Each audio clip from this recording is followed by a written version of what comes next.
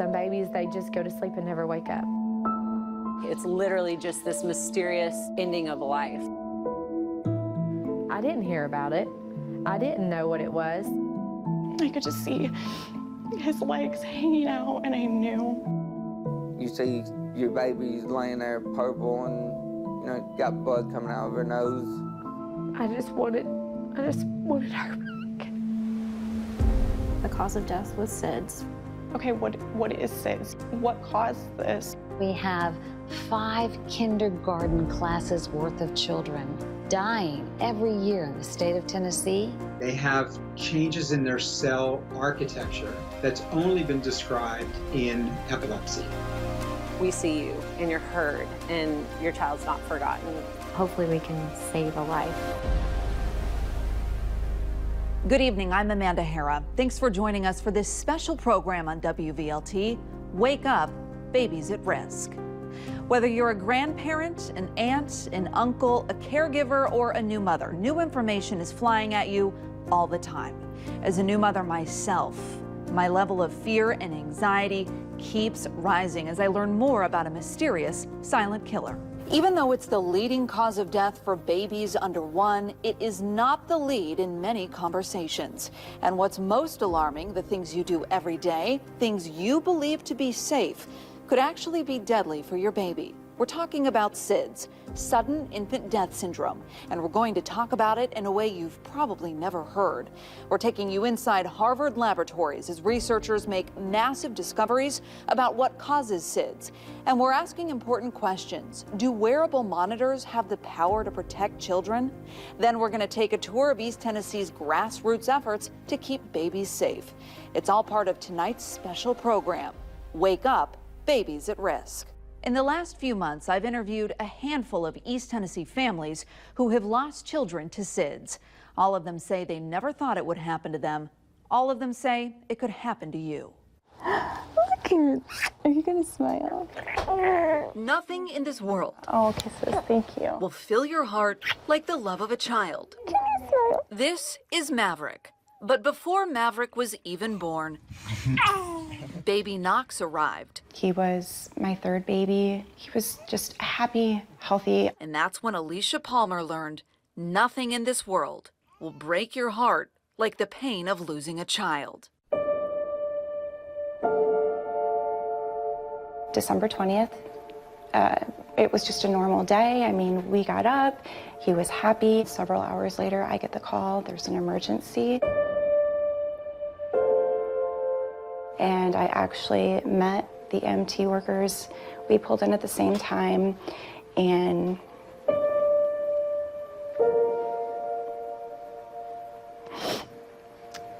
they were carrying him out. He was wrapped in a blanket. I could just see his legs hanging out, and I knew it was really, really bad at that point. Her baby Knox, just 3 months old, died a mysterious and unexpected death while at daycare. The diagnosis was SIDS, sudden infant death syndrome. Every day I sit here and I think, there's gonna be a mom and a dad. They're gonna put their baby down for a nap, or they're gonna put their baby to sleep tonight, and that baby is not going to wake up. That happens every single day. It did happen again to Courtney and Anthony Singh. All right, let's go this way, boys. She was pretty much a perfect baby When their daughter Cassie until the night that she passed away. was just 2 months old. Something like woke me up at about 2 o'clock and said, you need to check on her. He said she's not breathing. Courtney called 911. She walked me through doing CPR. So,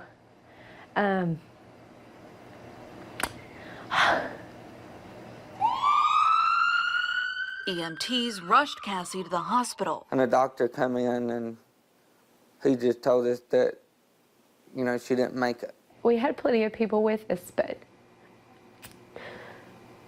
at that moment, I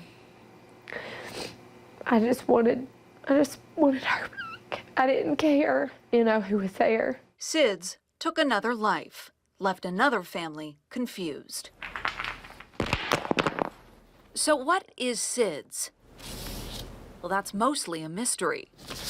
But we do know a baby is most at risk for sudden infant death syndrome during the first 4 months of life. That's why consistently practicing safe sleep is so important. The American Academy of Pediatrics says that babies should sleep alone in their own crib and on their back, on top of a fitted sheet in a completely empty crib. There should be nothing in the crib with your baby. No blankets, no pillows, no bumpers, and no toys. But still, that may not be enough. For all that we don't know about SIDS, we do know this. It is likely the very moment that a disease we have not identified yet turns deadly. So what's a mother to do? Hi, this is Alicia with Knox Blocks. How can I help you? Alicia Palmer started Knox Blocks, named after her son Knox, aimed at helping families avoid heartbreak. Knox Blocks donates wearable monitors that track a baby's heart rate and oxygen level, then send alerts to parents when something seems wrong. Alicia says the device could have saved her baby Knox. There's a lot of physicians that we've talked to where they truly feel like, yeah, they could have. Just a minute starting CPR could have made the world of a difference. Even though some experts say there is not a single reported case of a wearable monitor saving a baby from SIDS, but Alicia says there's comfort in knowing when something goes wrong. Comfort that Courtney and Anthony Singh have new reason to want. I would really love to have an Owlet monitor. Here is a little brief story of why. September 2013, we finally had a daughter. She was more beautiful than we could have ever expected. We took Cassie to church for the first time on November 24th. We had no idea that would be the last time that we would spend with her while she was alive. At 2 a.m., he woke up to check on her and she was gone. That was and will always be the worst day of my life. life. We would feel so much better if we could have an Owlet monitor. When I read her story, it was our story. I mean, it was just, I knew the pain that she lived through. This is the reason that Courtney and Anthony You see where she go? asked Knox Blocks for a smart sock. Yeah, this is our miracle. And this is why Knox Blocks said yes. There we go. Oh, that's a birdie. She has helped heal my heart. Is that Beauty and the Beast? A new life both mom and dad are desperate to protect from SIDS. Her name is Annabeth Joy. When she's sleeping, she's wearing that monitor, and her parents say they're at peace. And when she's awake, Yeah, you got everybody now. She is the princess of the house. the whole family Look at baby. finds its joy. Yeah. You get your other baby?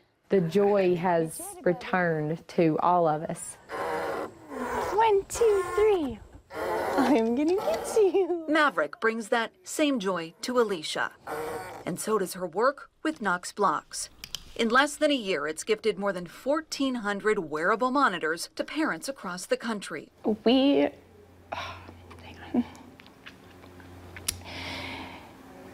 truly believe that Knox had a purpose, that he still does have a purpose. And we believe that this is it, you know? We lost him at 3.5 months. And he has accomplished more than most people do their whole life, truly. And while nothing will break your heart like the loss of a child, Alicia says there's something about trying to save other children. What is he doing? That can heal it. With every Owlet that we give parents a little peace of mind and a little piece of Knox. Hard stories to hear, but there is hope. Up next, we're headed to Harvard University, where researchers are working to unravel the mystery of SIDS. And could a device designed at University of Tennessee silence the silent killer? It could, one, stimulate that baby long before a parent could respond. Plus, what you may be doing right now that's putting your child in danger. What you don't know about SIDS when Wake Up, Babies at Risk continues.